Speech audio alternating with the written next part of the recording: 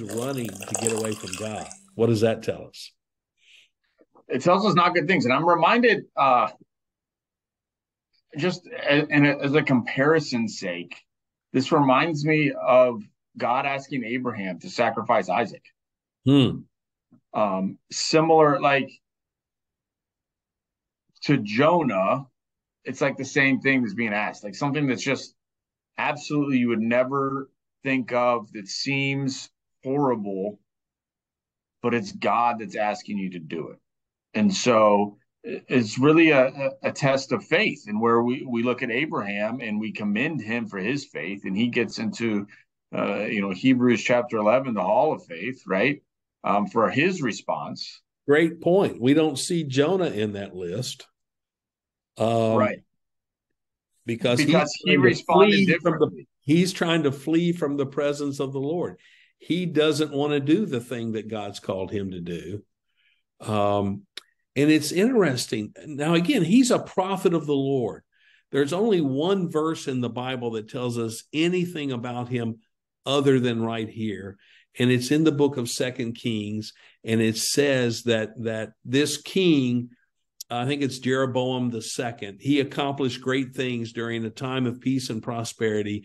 And he fulfilled the prophecy that Jonah the prophet, the servant of the Lord, had made, that Israel would recover their boundaries. They would recover the land that had been taken from them. And so he's called the prophet of God.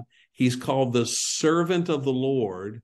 And yet here we see him, when given the opportunity to take the next step and go out beyond the borders of Israel, instead of being a prophet to Israel, be an evangelist to Nineveh.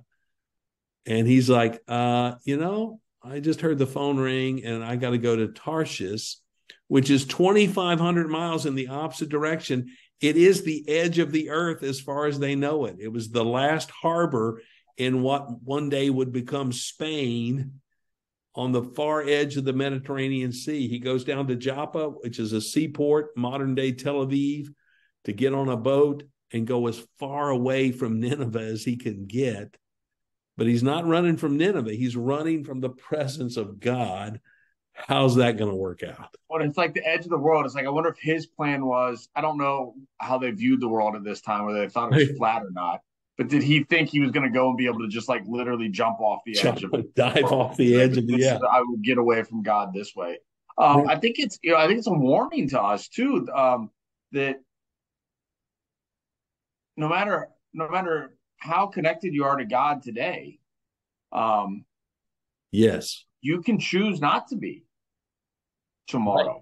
Right. And I'm reminded of Colossians. We did a study in Colossians last year, right?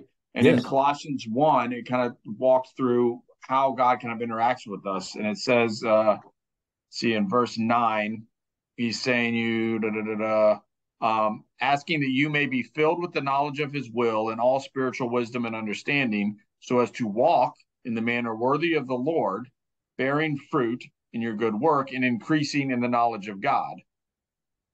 So I pray you'd have the knowledge of God, and that you would actually do it, that you would walk towards it. But then he would widen your borders. Then he would increase your knowledge. So it starts with being filled with the knowledge, but then you go do it, and then your knowledge increases. And so I think that's where we're at with Jonah here.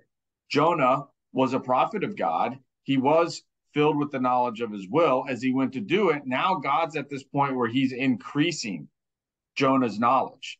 He's increasing the knowledge of how Jonah interacts. Jonah, to this point, had been very focused on the Jewish nation, right? His understanding of God's will for them. And exactly, yes.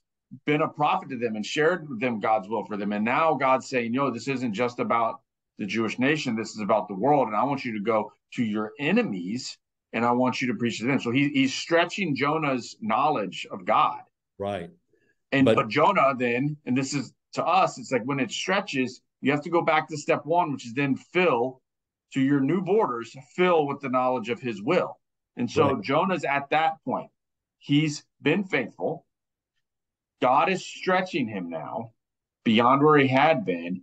And now it's back to step one, which is now fill those new borders with God's will. And he's choosing not to.